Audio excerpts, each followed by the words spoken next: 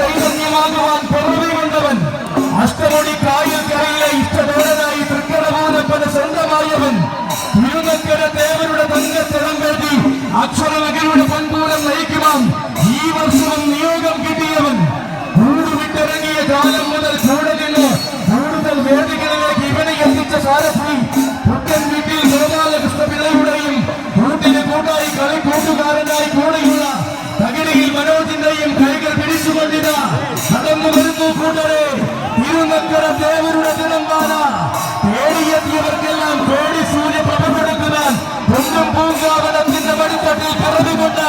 നാട്ടുരാജാവ്, അതെ ഏകസഖ്യ സേനാധിപതി തൃക്കടൽ ശിവരാജു.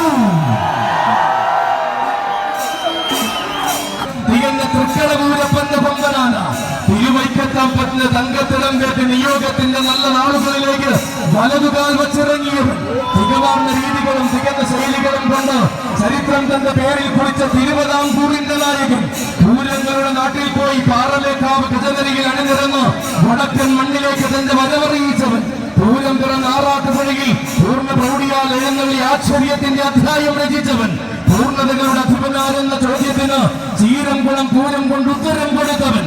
ഏകത്തുകയുടെ ഇന്ദ്രജാലങ്ങൾ, അതെ